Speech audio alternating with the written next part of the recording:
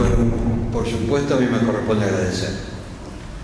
Primero agradecer la presencia de las chicas en un día tan particular como hoy, donde el espíritu y la mente de ellas está en otra cosa, pero han decidido acompañarnos y esto debe ser agradecido. En segundo lugar, creo que la descripción que acabamos de escuchar es lo suficientemente clara. La idea del Instituto Ricardo Rojas, de la Fundación Ricardo Rojas, de este tipo de organización fue de Juan Carlos Pugliese, efectivamente.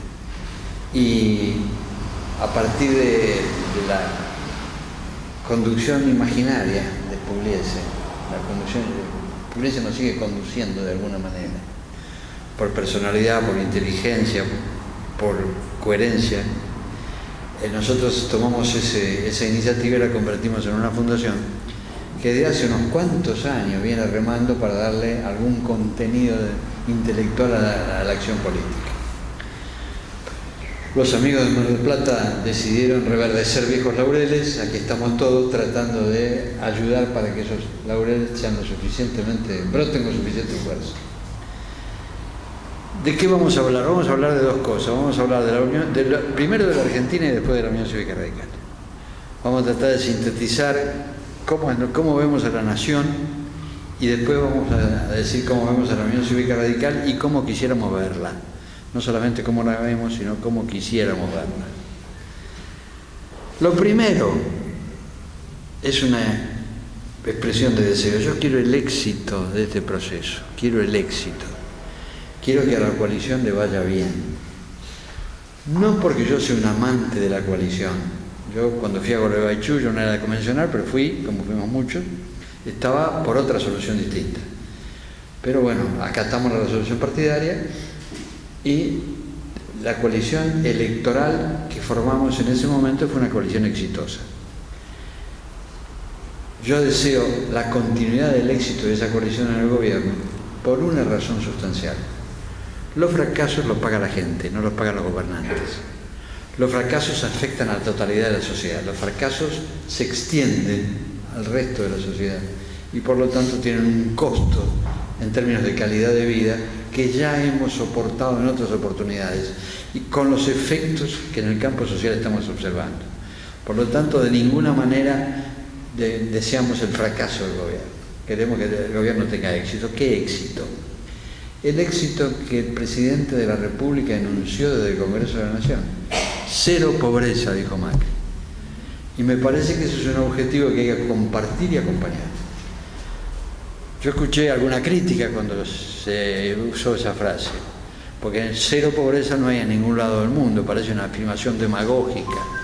En realidad yo creo que el contenido es simbólico. Lo que quiere decir el presidente, mi lucha es por recuperar a los sectores que están en la pobreza en Argentina. Y ese objetivo debe ser compartido. Pero además, voy a invocar un nombre histórico de la Unión Cívica Radical con una frase que define bien la situación. Hace muchos años el radicalismo tuvo un dirigente de alto nivel intelectual que escribió una historia del radicalismo que es la más difundida. Se llamaba Gabriel del Mazo. Gabriel del Mazo fue ministro de Defensa de Arturo Frondizi, murió hace muchos años. Gabriel del Mazo dijo alguna vez que lo que el radicalismo debería asegurar son las condiciones sociales de la libertad. Reitero, la frase es las condiciones sociales de la libertad. Esto implica, primero, que nuestro objetivo es la libertad. Nuestro objetivo permanente, nuestro valor fundamental, el punto de referencia en el horizonte de la defensa de la libertad, la garantía de la libertad. Pero la libertad no puede ser simplemente el derecho teórico a decir lo que uno piensa. También la libertad de la necesidad económica es una forma de la libertad. El hombre o la mujer que viven esclavos de sus necesidades, que viven en la pobreza, que viven en la desocupación, que viven en la carencia, no son totalmente libres, aunque puedan gritar su pensamiento. Y por lo tanto buscar las condiciones sociales ideales para garantizar la vigencia de la libertad en todos los aspectos es un objetivo que nosotros debemos plantearnos, como tan claramente lo dijo Gabriel del Mazo hace muchos años. En ese marco, si queremos garantizar la vigencia de las condiciones sociales de la libertad, tenemos que empezar por analizar cuáles son las condiciones sociales de la Argentina de hoy. Y en ese sentido, el escenario que vemos no es propicio. 30% de pobres, 8 y pico % de desocupación, que esconde más desocupación, porque hay un porcentaje de monotributistas que es insólito y que está ocultando el trabajo precario. En ese marco hay un mundo laboral formal y registrado, son los obreros trabajadores que están registrados, que están en blanco. Hay un mundo laboral precario, en negro, sin protección, y hay un mundo de desocupados que no tienen nada. Esas son las tres realidades del mundo laboral argentino actual, del mundo social argentino actual. Este mundo laboral preexistía, no es creación de este gobierno. Nadie puede decir que la pobreza nació con Macri o que la desocupación nació con Macri. Ese mundo laboral es preexistente, pero lo cierto es que la responsabilidad de afrontar esta situación actualmente es de la coalición. El nivel de pobreza es preocupante por tres razones. Por razones morales en primer lugar, por razones políticas en segundo lugar y por razones de convivencia en tercer lugar, por razones de seguridad personal en tercer lugar. ¿Por qué es preocupante por razones morales? Porque Argentina es un país que tiene potencialidad de crear riqueza, amparar a 400 millones de personas. La potencialidad de nuestra producción primaria implica la posibilidad de alimentar a 400 millones de personas. En el año 2017 nosotros produjimos grano, 150 millones de toneladas de grano. Un país con esa potencialidad no puede tener gente viviendo en la pobreza. Es una inmoralidad, no está justificado por nada. Hay justificación para la pobreza si el país fuera un atolón en medio del Océano Pacífico que no pudiera producir nada. No es el caso de la Argentina. Que en la Argentina exista problemas de pobreza y de exclusión social es un tema político. ¿Por qué? Ahí viene la segunda causa, la segunda cuestión, la política. ¿Por qué? Porque es un problema de distribución. Nosotros creamos riqueza, lo que pasa es que no la distribuimos eficientemente. Y la distribución de la riqueza es un problema político. El mercado es eficiente para producir bienes, pero tiende a la concentración. Si nosotros dejamos al mercado que se desarrolle su propia dinámica, el mercado tiende a la concentración en Argentina y en cualquier otra parte del mundo. Y esa tendencia a la concentración ha sido más notoria a partir de Reagan y Thatcher, que han impulsado políticas neoliberales que generaron mayor concentración de la riqueza en los países centrales. Fíjense, hay una revista de la que es suscriptor mi hijo y que yo leo con mucho interés, que se llama New Yorker, es una revista norteamericana. Trae siempre en cada edición una hoja económica. En una de ellas describe el mundo laboral norteamericano de los años 60, comienzo de los 70. Los dos más grandes empleadores eran General Motors por un lado y en segundo lugar Ford Motor Company. Las dos empresas productoras de automóviles con alta rentabilidad y que pagaban muy buenos salarios. El trabajador de General Motors y de Ford Motor Company, que marcaban la pauta de la remuneración norteamericana, eran trabajadores bien pagos que vivían con una calidad de vida buena. ¿Quiénes son los mayores empleadores ahora en Estados Unidos? Son Walmart, el supermercado Walmart en primer lugar y McDonald's en segundo lugar. Empresas con baja rentabilidad por unidad que pagan muy malos salarios y que tienen alta rotatividad de personal. Es decir, en el principal país del mundo, las políticas neoliberales generaron una creciente concentración del ingreso, marcado además por la diferencia de ingresos entre el 10% superior de la población y el 10% inferior que se ha ampliado notoriamente. Eso también sucede en Europa, también sucede en España, sucede en Italia, sucede en Francia, sucede en Inglaterra, incluso sucede en Alemania. El problema en la Argentina no es la falta de producción de bienes. Hay falta de producción de bienes, pero digamos que la básico, que es el alimento, la industria agroalimentaria, produce en exceso para la población argentina. ¿Por qué hay hambre? Porque se distribuye mal. porque la distancia de 13 puntos entre los más ricos, de 13 veces entre el decil más rico de la población y el decil más pobre de la población, pasó a ser de 27 veces en los últimos 20 años. Ha habido un proceso de concentración, problema típicamente político. Eso se resuelve con políticas del Estado. Cuando dicen que los radicales somos intervencionistas, tenemos que decir que sí, los radicales somos intervencionistas, porque pretendemos aplicar política impositiva, política educativa, política de salud, que redistribuyan el ingreso para los sectores de menores ingresos. Y en tercer lugar, el problema de la pobreza en Argentina es un problema de seguridad personal, porque la pobreza naturalmente genera violencia. No es porque los pobres sean violentos, sino porque la situación de exclusión genera niveles de tensión que desembocan necesariamente en la violencia. Y en las sociedades modernas trabajadas por la droga, trabajadas por el narcotráfico, el tipo de violencia que existimos genera una enorme dificultad para la convivencia en paz.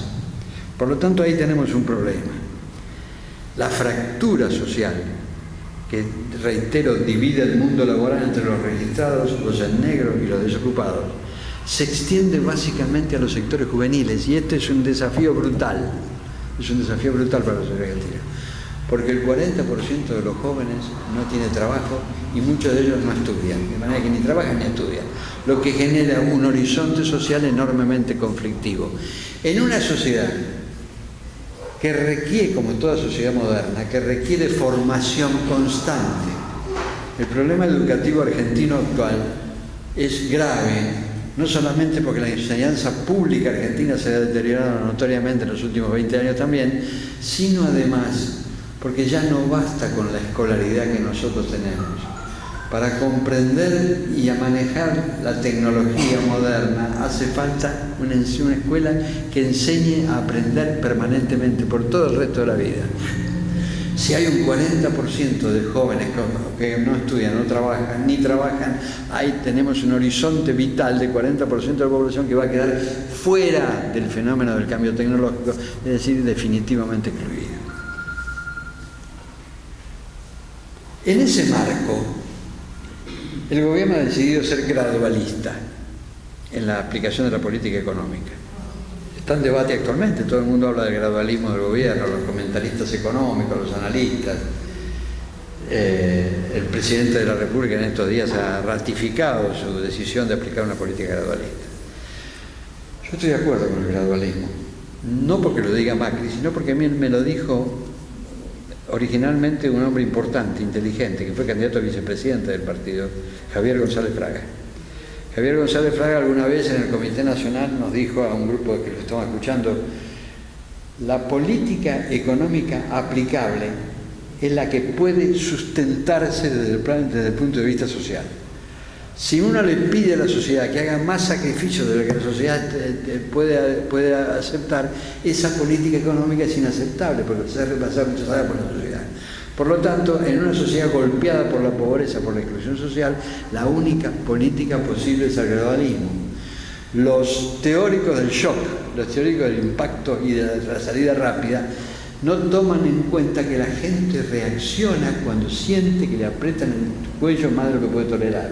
Y por lo tanto, en una sociedad trabajada por las diferencias sociales profundas, por la pobreza y por la exclusión social, es obvio que un proyecto de shock lo único que iba a generar, por lo menos en la primera etapa, es un impacto negativo brutal que iba a generar reacción en la gente.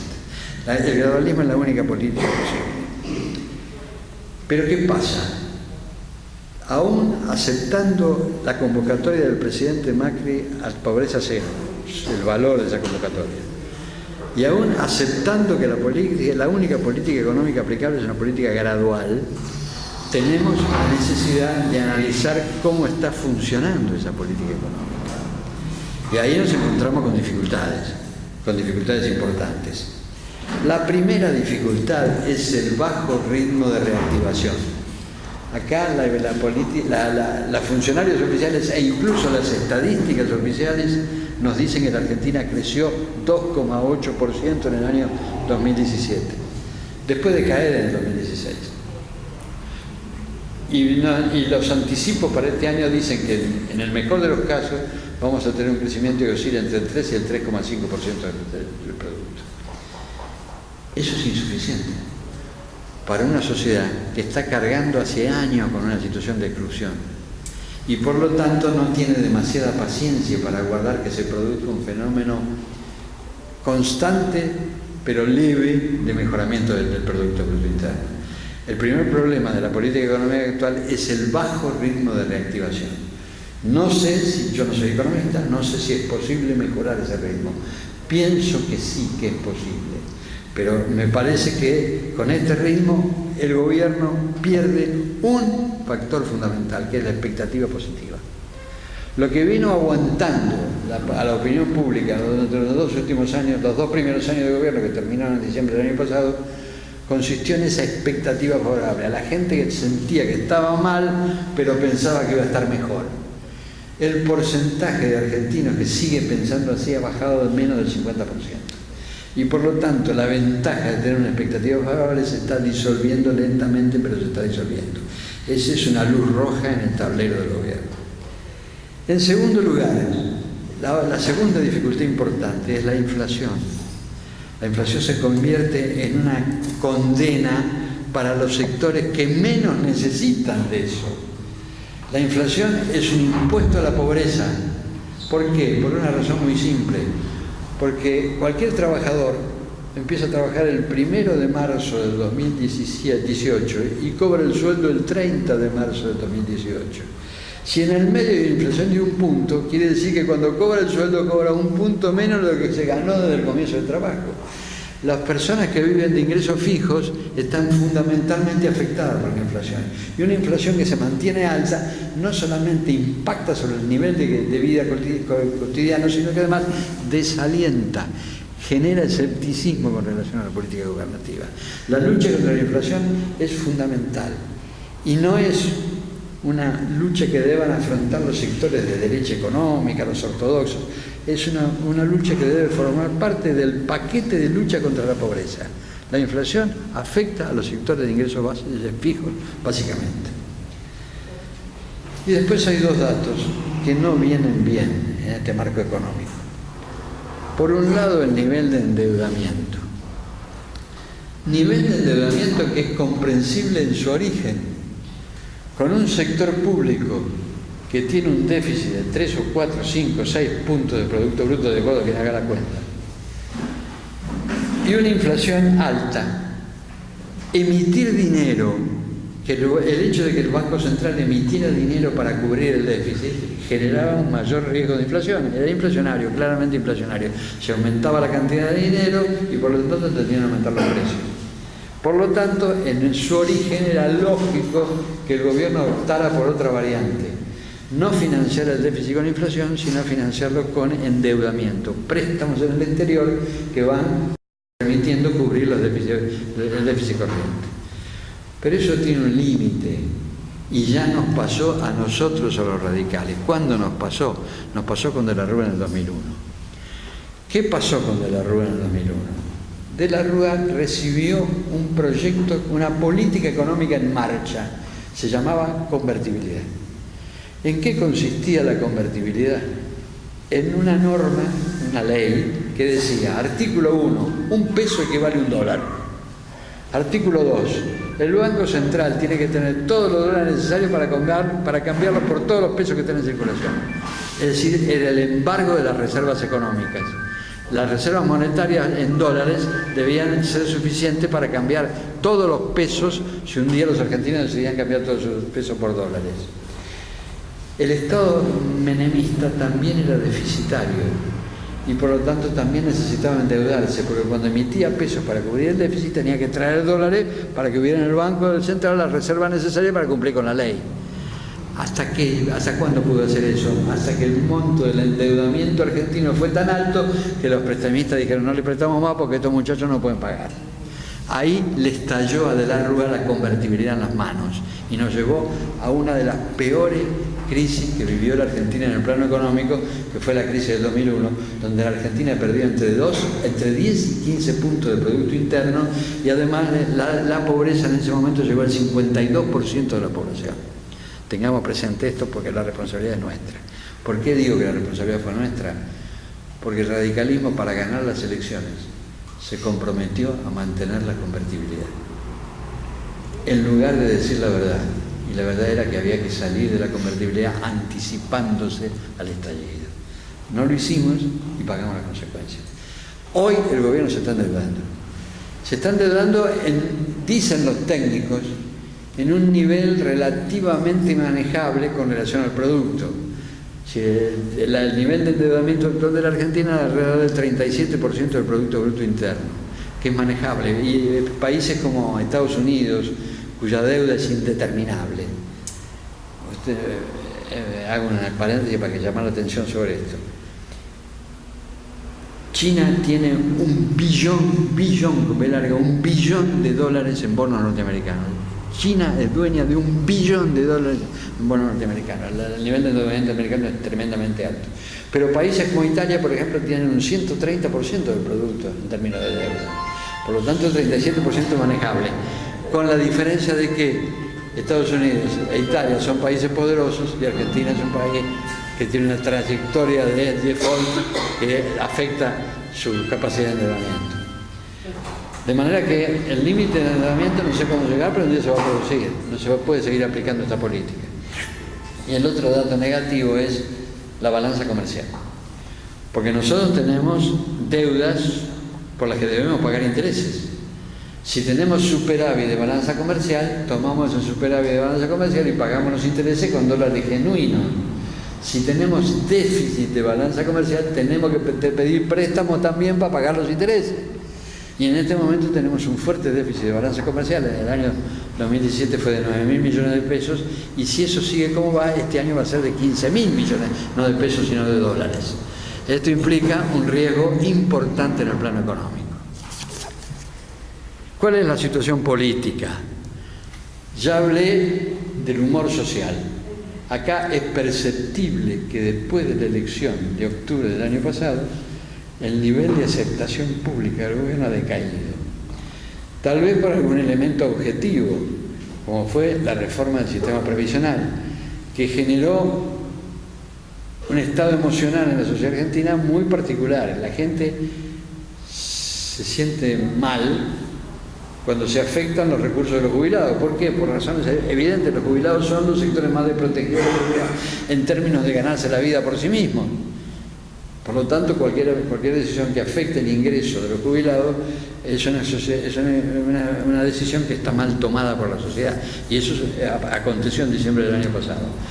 Pero además reitero que el ritmo de crecimiento del producto es relativamente bajo y por lo tanto nos da la sensación de que vamos a salir, que allá al fondo del túnel vemos la luz. Y eso deteriora el ánimo social. Esto es un dato malo para el gobierno. El gobierno aparece beneficiado en el campo político por una condición que está clara, es obvia, cualquiera de nosotros la ve. No hay alternativa. No aparece en el escenario político una alternativa clara frente a la coalición. La alternativa más recaudadora en términos de votos fue Cristina Kirchner, que sacó el 35% de los votos, la provincia de Buenos Aires, el 35 o el 32, no me acuerdo. 35% de la provincia de Buenos Aires. Pero sucede que su nivel de piso está al mismo nivel del techo, no pasa ese 35%, porque el resto de la sociedad ve con enorme temor una reaparición de Cristina como alternativa para el gobierno. La ausencia de alternativa es una ventaja política actual, pero quiero llamar la atención sobre esa ventaja política, porque ustedes tengan en claro que la política no acepta el vacío, siempre tiende a cubrir los vacíos. Si en este momento no hay alternativa, en algún momento la alternativa va a aparecer, y tengamos cuidado con qué tipo de alternativa aparece. Después eso lo voy a retomar cuando hable del papel que debe cubrir la Unión Cívica Radical. Por lo tanto, en el plano político, yo veo como dificultades el cambio de humor social y la falta de alternativas que van a aparecer y quisiéramos que fueran de determinado carácter y no de otro. En ese marco social, económico y político, ¿cómo está comportándose la Unión Cívica Radical?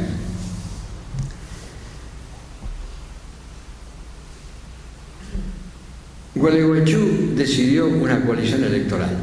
que es esta que tenemos ahora. Gualeguaychú fue una buena convención por distintos motivos. Una buena convención porque concurrió el 80% de los convencionales. Ustedes deben recordar que teníamos un problema para reunir las convenciones, que nunca tenían número, que no podíamos juntar a la gente. A Gualeguaychú fueron el 80% de los convencionales.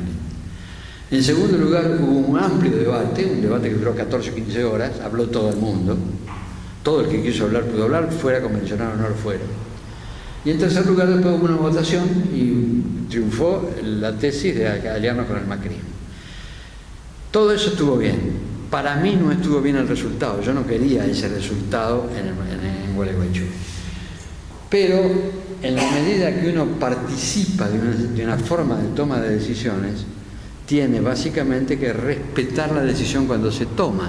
Si yo participo de una votación, después no puedo decir, no me gustó el resultado, me voy. No, participo acato aunque no comparta. Yo personalmente no compartí la decisión de Gualeguaychú, pero acaté la decisión de Gualeguaychú. Y reitero, la acato deseando que al gobierno le vaya bien, no que fracase. Pero ¿qué pasa? La coalición electoral fue exitosa en un punto fundamental. Logró derrotar la alternativa existente en ese momento, que era el populismo autoritario y corrupto encarnado por Cristina Kirchner. Desde ese punto de vista, la coalición electoral fue exitosa. Pero el otro día el presidente Macri habló y dijo, muchachos, acá no hay cogobierno, acá gobiernan los que ganaron. Es decir, gobierno yo. La coalición es una coalición electoral, no una coalición de gobierno. Está en los diarios, lo dijo Macri al otro día de la elección. Es decir, el presidente fue sincero acerca de cómo veía la distribución del poder en su gobierno. Es decir, desde Macri en adelante, quedó confirmado por los hechos, la coalición electoral no se convirtió en una coalición de gobierno. Esto significa que el radicalismo no integra la mesa de la decisión. En primer lugar, la mesa de la decisión de la coalición no existe. Existe una mesa de decisión del gobierno y del PRO. Mesa de decisión que todo el mundo sabe, la integran Macri, Peña, Lopetegui y Quintana. Perfecto. Que son los ojos del presidente, según lo dijo Macri. Pero en esa mesa, cuando algún radical se sienta para escuchar la información de las medidas que se han decidido. ¿Está claro? Entonces nunca pasamos de la coalición de gobierno a la coalición, de la coalición electoral a la coalición de gobierno. En algunos momentos hubo una coalición parlamentaria. En algunos momentos funcionó como coalición parlamentaria. En otros momentos ni siquiera como coalición parlamentaria. La falta de una mesa de deliberación estratégica es fundamental y es un grave defecto de origen. Nunca existió la decisión de conformar una mesa integrada de análisis estratégico. Y por lo tanto esa omisión que es imputable a quienes se sentaron para armar la cosa, a los tres partidos, implica una carencia que ahora estamos sintiendo.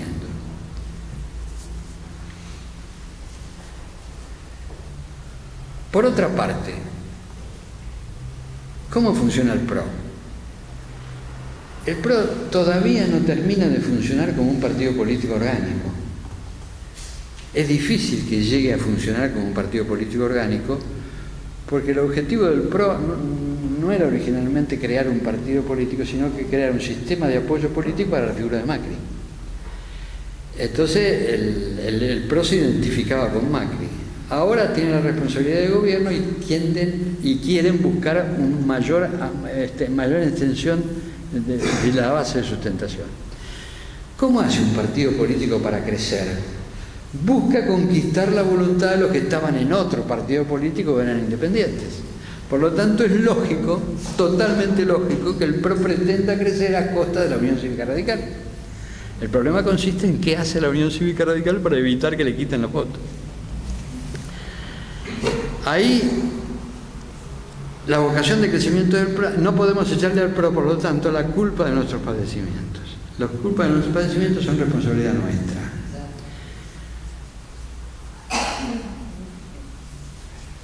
El gobierno tiene problemas de otro tipo, además de lo que señalé en el campo económico y social.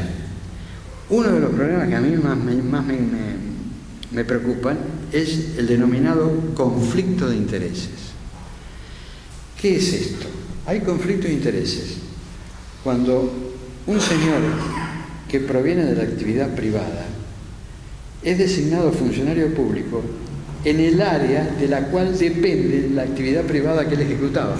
¿Está claro? Por ejemplo, el secretario, para no tomar un ejemplo demasiado duro, el secretario de Política Agropecuaria, o de Agroindustria, como se llama formalmente, era, hasta llegar a ese cargo, el presidente de la sociedad rural. Es decir, estaba de un lado del mostrador, representaba a la sociedad rural. Ahora está del otro lado, representa la política del gobierno. El problema se plantea con el riesgo que implica ese doble rol.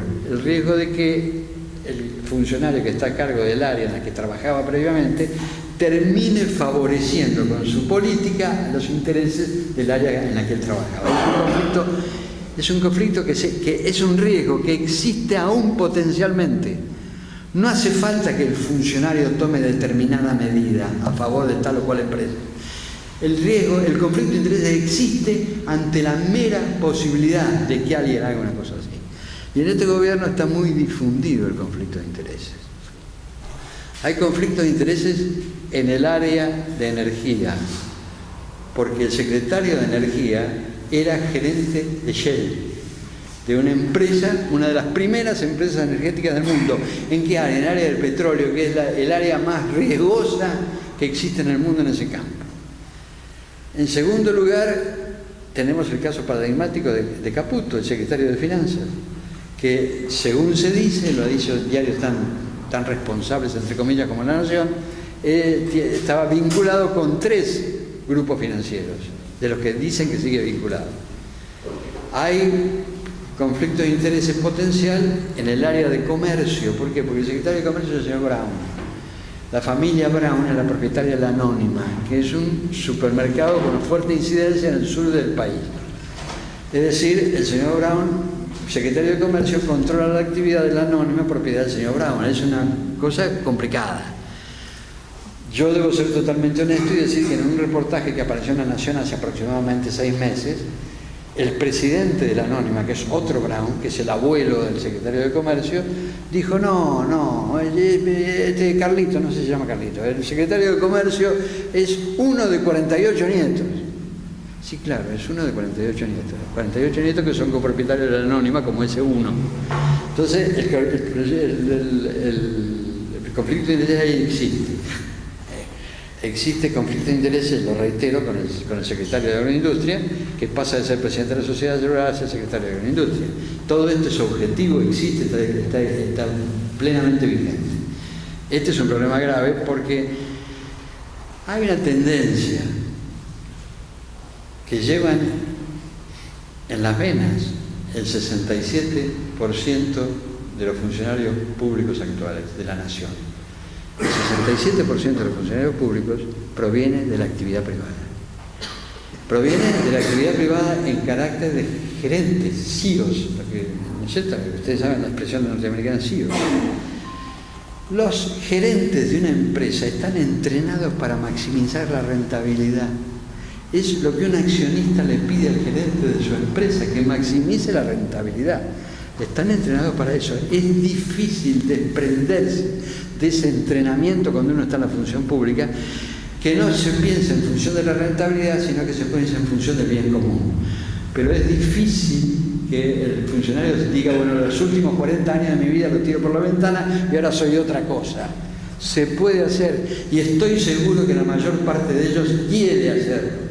Pero esto, vinculado con el conflicto de intereses, genera un riesgo importante de confusión entre la función pública y el interés privado que es representado permanentemente.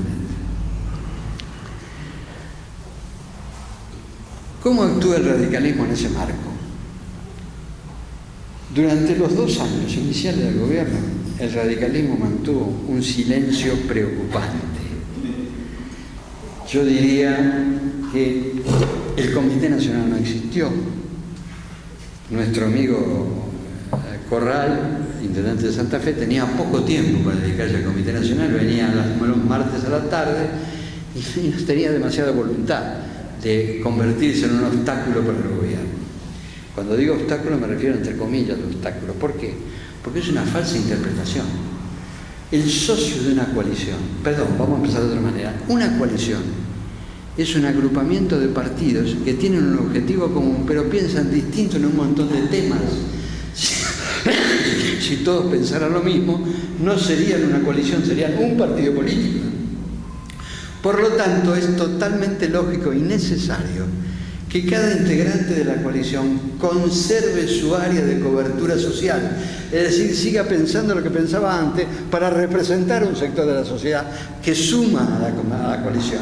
Si ese partido no preserva su pensamiento, deja de ocupar el espacio social y la coalición se empobrece, no se enriquece con eso. También se empobrece la coalición cuando uno de los partidos integrantes se mantiene en actitud silente, cuando no previene los errores, anticipándose a ellos, cuando no corrige los errores cuando los errores se han cometido y cuando no propone caminos distintos que tiene que proponer. Un radicalismo silencioso no es un buen socio de la coalición, porque no cumple esa función. Y el radicalismo fue silencioso durante 2 años, con un agregado, y esto corre por mi cuenta y no quiero que ninguno de ustedes coincida. Una parte del silencio era un silencio especulativo, un silencio que tenía en vista cargos futuros, un silencio que estaba pensado en pro de determinadas candidaturas. Hay un porcentaje de la dirigencia política argentina y un porcentaje de la dirigencia política radical que se ha vuelto experta en pragmatismo. Y eso implica pensar en el cargo por sobre toda otra preocupación. Yo en algún lugar lo he dicho hace poco, la política argentina se infectó de dos enfermedades. La primera enfermedad fue la militancia rentada y la segunda enfermedad fue la dirigencia profesionalizada. Porque la militancia rentada actúa en función de su renta y la dirigencia profesionalizada actúa en función de la conservación del cargo o el alcance de un cargo mejor. Por lo tanto, el radicalismo silencioso no lo fue solamente pensando que no quería preocupar al gobierno agregándole cargas. También muchos de los radicales silenciosos pensaron que si empiezo a hablar me voy a indisponer con este tipo, me voy a indisponer con el otro y me van a sancionar y no voy a poder ser candidato. ¿Está claro? Esa es una visión personal mía que yo debo transmitir por absoluta honestidad intelectual. Un problema que se dio en la conducción nacional de esos 2 años con Corral a la cabeza y que se está dando en la provincia de Buenos Aires, a mi criterio, coincide en la superposición de funciones que son incompatibles en la práctica. Nuestro amigo Daniel Salvador es vicegobernador de la provincia y al mismo tiempo presidente del Comité de la Provincia de Buenos Aires. Como presidente del Comité de la Provincia de Buenos Aires, tiene que presentarle conflictos a María Eugenia Vidal, porque tiene que defender el espacio partidario. Y la defensa del espacio partidario frente a un PRO que quiere crecer siempre es conflictivo, siempre es conflictivo. El presidente del Comité de Provincia debe defender el espacio de la Unión Cívica Radical. Ahora, yo me pongo en la piel de Salvador, yo soy el vicegobernador, y voy a llevarle a María Eugenia estos problemas, voy a pelear con María Eugenia por un carguito, por una elección, por alguna intendencia, no. Entonces el radicalismo queda desprotegido. Yo comprendo por esta incompatibilidad. En el caso de Corral era bastante parecido. Corral era gobernador, intendente de Santa Fe, tiene el propósito de ser candidato a gobernador en la próxima elección en Santa Fe, y esto lo llevaba a decir no hagamos demasiada ola porque si no... Entonces, ¿qué pasa? Yo comprendo la situación de los gobernadores radicales y de los intendentes radicales. El intendente radical de la provincia de Buenos Aires en el 95% de los casos no logra satisfacer sus requerimientos presupuestarios con la recaudación local y tiene necesidad de contar con el aporte del gobierno provincial. En el orden nacional pasa exactamente lo mismo. Voy a referirme al episodio más dramático que yo veo en ese campo. Gerardo Morales, el gobernador de Jujuy. Jujuy cubre el 14% de sus gastos con recursos propios. El 86% lo cubre con aportes nacionales. de distinto tipo, algunos legales como la participación, otros con transferencia del gobierno nacional. Yo tengo que comprender que el intendente municipal de no sé qué distrito de la provincia de Buenos Aires y los gobernadores radicales de Mendoza, de Corrientes, de Jujuy, tienen que tener buenas relaciones con el presidente, con el gobernador, para que les manden todos los fines de año, todos los fines de mes, los recursos necesarios para cubrir el presupuesto. ¿Cómo se soluciona ese tema? Con un partido fuerte. Con un partido fuerte que vaya a cubrir a sus gobernadores y a sus intendentes, que esté en condiciones de ir a ver a Macri o ir a ver a María Eugenia Vidal, y le diga: mire gobernador, mire presidente, usted tiene que transferirle a los gobernadores radicales los recursos necesarios, usted tiene que transferir a los intendentes radicales los recursos necesarios, sin discriminar, sin presionarlos, sin chantajearlos. Porque si usted decide chantajearlos o presionarlos, nosotros, la autoridad de la Unión Cívica Radical, que tiene 40 diputados nacionales y tiene no sé cuántos senadores, le va a generar problemas graves en la Cámara de Diputados Nacional. Para eso hay que tener un partido fuerte, creíble, que hable y que se relacione con quien debe relacionarse. ¿Con quién debe relacionarse un partido político? Con el pueblo en una democracia. El interlocutor de la Unión Cívica Radical debe ser el hombre común, el hombre de la calle, que tiene que estar enterado de lo que el radicalismo piensa, de las objeciones que formula y de los planteos que hace. Por la positiva, para ayudar, para conseguir el éxito, pero haciéndolos. Les puedo traer un ejemplo muy notorio y evidente. Tenemos una dirigente política de características muy personales que se llama Lilita Carrió. Lilita Carrió no aplica una política de silencio. Lilita Carrió confronta con el presidente cuando haya que confrontar, a partir de su personalidad, a partir de su forma de hacer política, y también discriminando hábilmente cuando dice cosas y cuando las calla. Pero cuando tiene que decirlas, las dice. Cuando le parece que debe decirlas, las dice. Y crea conflictos. Y en lugar de recibir presión del gobierno, termina presionando al gobierno. Y cuando se hace el acto del 1 de marzo, donde el presidente de la República va al Congreso a dar su mensaje, lo reciben lo que se llama la Comisión de Exterior, que integran, entre otros, Lilita Carrió y Mario Negri, y el presidente abraza y besa a Lilita Carrió y lo saluda fríamente y sin mirarlo a Mario Negri. Están los diarios.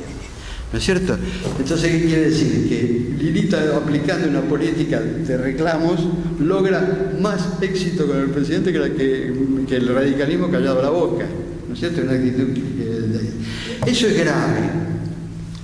Eso es grave, porque es una de las 3 causas potenciales de extinción de la Unión Cívica Radical.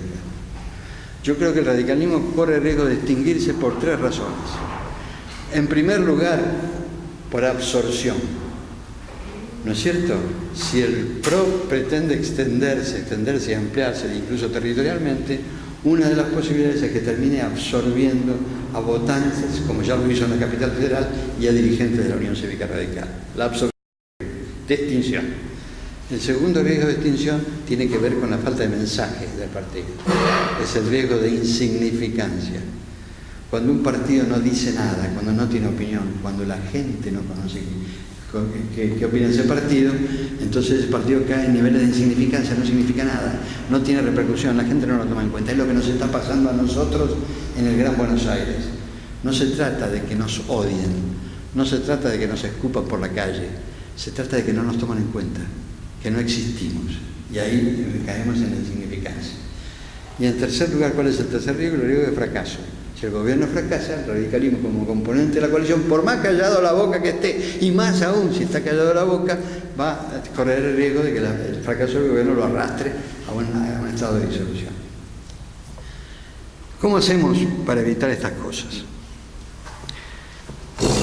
Primero, defender nuestra identidad. Eso tiene que ver con la conformación original de la coalición. Nosotros no fuimos a la coalición para desaparecer, para disolvernos. Nosotros fuimos a la coalición para convertirnos en socios a partir de nuestra personalidad política. Nuestra personalidad está integrada por nuestro sistema de valores, por nuestro sistema de ideas y por nuestro discurso, nuestra forma de comunicación con la gente. En segundo lugar, además de defender la identidad, esa identidad debe tener apoyatura en ideas propias de la Unión Cívica Radical. que siempre fueron incorporativas, una condición que tuvo el pensamiento, la acción política, no solamente el pensamiento y la acción política de la Unión Cívica Radical fue buscar maneras de incorporar gente al sistema, de ampliar la base de participación popular. Lo hicimos con Alem, que identificó al partido con la causa de los desposeídos, es decir, nuestro objetivo era que los desposeídos dejaran de ser desposeídos, incorporarlos. Lo hicimos con Irigoyen, el principio de soberanía popular, el voto en manos del hombre común, incorporándolo a la decisión política. Lo hicimos con la reforma universitaria, que fue una forma de incorporar al conocimiento superior a masas importantes de la sociedad argentina. Lo hicimos con la RAL de Levenson y el artículo 14 bis de la Constitución Nacional, incorporar el pensamiento social al ámbito constitucional. Lo hicimos con Alfonsín, derechos humanos y Estado de Derecho, como incorporación de todos los... En este caso, una incorporación más sutil, porque al reivindicar el Estado de Derecho y aplicarlo efectivamente con el juicio de la Junta, lo que hizo Alfonsín es demostrar que todos los argentinos debíamos estar sometidos a la ley. Incorporaba a los que siempre habían estado privilegiados, pero los incorporaba a las responsabilidades legales. ¿Está claro? Muy bien. Este partido silencioso, este partido abstracto, este partido que no se ve, pareciera estar cambiando en alguna medida en los últimos tiempos. Yo lo veo a Cornejo con el mismo problema de Corral, funcionario público de primer nivel, que en última instancia, si tiene que optar entre el partido y la función, va a optar por la función, porque esa es su responsabilidad de base. El gobernador de la provincia, elegido por el pueblo, tiene que responder ante el pueblo que lo eligió, y por lo tanto va a tender a responder a la función más que a la pertenencia partidaria. Ahí hay una incompatibilidad que hay que resolver. No puede ser que los funcionarios públicos de alto nivel sean al mismo tiempo presidentes del partido, porque no lo defienden. Pero me parece que aún reconociendo estas circunstancias, digo, quiero percibir que Cornejo tiene mayor vocación de presencia partidaria. Y hay dos episodios que deben ser rescatados porque fueron positivos y demostraron que el radicalismo está en condiciones de ocupar un espacio. El primer episodio fue Transener. Ustedes recuerdan, el ministro de Energía, que tiene el conflicto de intereses que acabo de señalar, decidió privatizar Transener, una empresa mayorista de traslado, de transporte de energía, que es propiedad del Estado. El radicalismo salió públicamente a defender el carácter público de Transener. Y esa posición del radicalismo tuvo difusión periodística, a tal punto tuvo difusión periodística, que el día 16 de febrero, el diario La Nación, Mitre dijo, La Nación será una tribuna de doctrina. Ahí lo dice ahí arriba, La Nación será una tribuna de doctrina, entre comillas, y abajo dice Bartolomé Mitre, que es el autor de la frase. Cuando Bartolomé Mitre creó una tribuna de doctrina, la doctrina que te quería defender era la de Bartolomé Mitre, no la de Sarmiento ni la de Hipólito Yrigoyen, la de Bartolomé Mitre. Por lo tanto, el diario La Nación es un diario de corte liberal tendiendo a la ortodoxia económica, ¿no es cierto? En ese diario liberal de tendencia a la ortodoxia económica aparece un artículo de fondo, extenso, criticando a la Unión Cívica Radical por mantener su estatismo con relación a Transener. Les aclaro que yo mandé una carta al lector de La Nación contestando el artículo y no me la publicaron. Porque en ese artículo se hacían afirmaciones falsas con relación a la historia de la Unión Cívica Radical. Bueno, lo cierto es que Transener es un ejemplo de que el radicalismo puede adoptar posiciones públicas, que el gobierno no se derrumba porque el radicalismo no esté de acuerdo con una medida, y que el radicalismo tiene una forma de vincularse con la gente. El segundo tema fue Díaz-Gilligan, donde el presidente del Interbloque, Mario Negri, salió con la tapona de punta y dijo, este señor tiene que renunciar. Y efectivamente renunció. Y el gobierno no se derrumbó y todo el mundo pensó que lo que hacía Mario Negri es correcto porque el señor Gilligan había confesado públicamente que era un prestanombre de un señor que evadía impuestos en Uruguay y que tenía el fruto de la evasión de impuestos lo tenía en Andorra y él había prestado el nombre para que lo pusieran a nombre de él. Ese funcionario no puede contener la función pública. Me parece que el radicalismo tendría que hacer una investigación del mismo carácter con relación al señor Caputo, porque el secretario de Finanzas sigue siendo propietario, lo dicen los diarios, de entidades, de agencias financieras internacionales. Ojalá que esta tendencia a la reactivación de la presencia radical se afirme y que el radicalismo pueda formar parte del escenario político nacional a partir de su propia identidad y de su propia opinión. ¿Cómo podemos contribuir positivamente? Porque yo digo, el radicalismo tiene que actuar queriendo hacerlo por la positiva, para el éxito del gobierno. En primer lugar, el radicalismo tiene que procurar convertirse en el ala progresista de la coalición. Tiene que procurar convertirse en el ala progresista de la coalición. Convertirse en el ala progresista significa adoptar posiciones de centroizquierda vinculadas con nuestra tradición socialdemócrata. Ser lo que fuimos históricamente. En ese campo ocupar ese espacio. Reitero que una coalición se integra por partidos que piensan distinto, que coinciden en un objetivo, pero piensan distinto. Y por lo tanto el radicalismo tiene derecho a expresar y obligación de expresarse. En segundo lugar, también debemos hacerlo, porque si no lo hacemos nosotros, es posible que Cristina Kirchner triunfe en el objetivo de aparecer frente a la sociedad como la visión progresista de la política argentina. Y eso sería enormemente riesgoso, porque el escenario que se plantearía en la sociedad argentina con Cristina Kirchner competitiva desde el punto de vista electoral sería muy difícil de administrar. ¿Cuál es el otro aporte positivo que debemos hacer? Debemos plantear una amplia convocatoria que el gobierno no está haciendo. Una amplia convocatoria a los sectores políticos y sociales con el propósito de definir políticas de Estado. ¿Qué son políticas de Estado? Todos ustedes lo saben. Son políticas de Estado aquellas políticas que van más allá de un gobierno, que salen del marco competitivo electoral y que se mantienen a lo largo de 2 o 3 o 4 presidencias sucesivas, cualquiera sea el signo de eso. Son coincidencias básicas que se ponen operativas a lo largo de distintos gobiernos. Yo creo que hay 4 áreas donde es imprescindible fijar política de Estado. La primera es claramente la necesidad de la reforma del Estado. Con este Estado tal como lo tenemos hoy, ineficiente, corrupto y trabajado desde adentro por las corporaciones, no tenemos un instrumento eficaz de aplicación de políticas. Una de las grandes dificultades de la sociedad argentina es contar con un Estado nacional ineficiente. Y eso hay que corregirlo para mejorar la eficiencia de aplicación de políticas, que cualquiera sea la política. En segundo lugar, además de mejorar la eficiencia de la política, para mejorar el nivel moral promedio de la sociedad.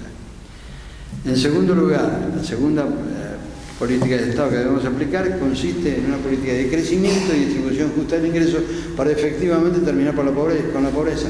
Porque es obvio que en la pobreza no vamos a terminar en un gobierno. Vamos a necesitar 3 o 4 gobiernos para terminar con la pobreza. Entonces eso tiene que convertirse en una política de Estado. Política de Estado diseñada en los términos que yo dije, el mercado produciendo bienes y las políticas estatales, por ejemplo, política impositiva, redistribuyendo el bien para que haya justicia social. En tercer lugar, me parece que es fundamental, no hace falta que lo explique, la política educativa, la política de la educación pública. La política de la educación pública tiene que ser una cuestión de Estado. Con este tipo de educación condenamos a la exclusión a generaciones enteras.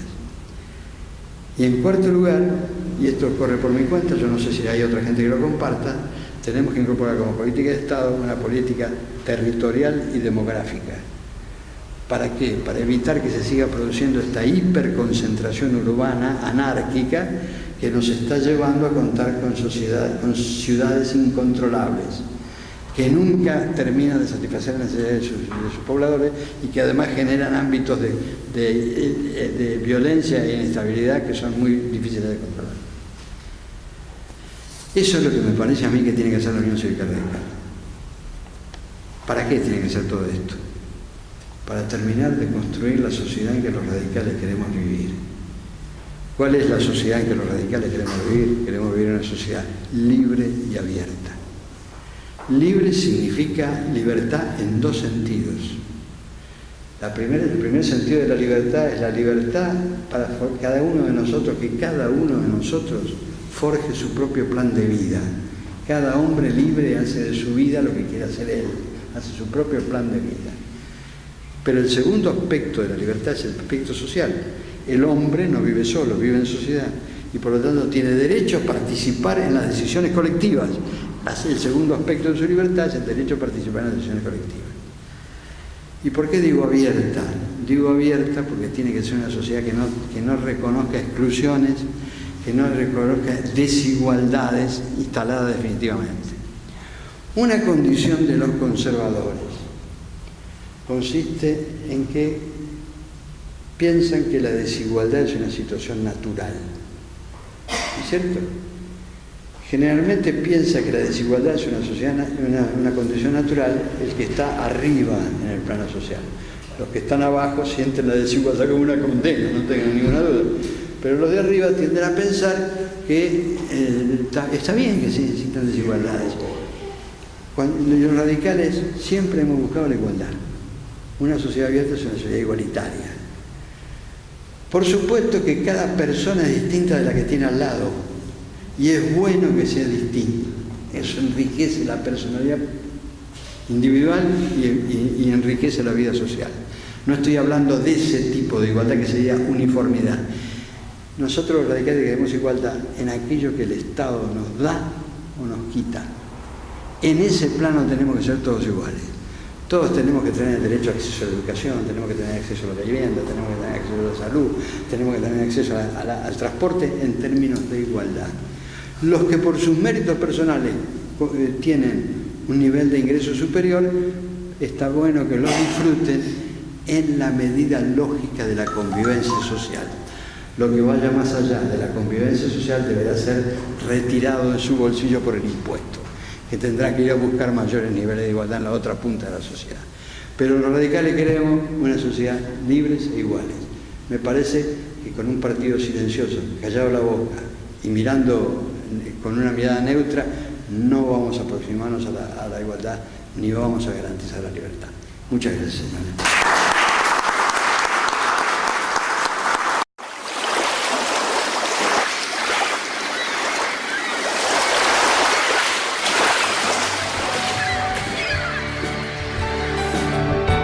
Es una realización de Patios Producciones, Mar del Plata, Argentina.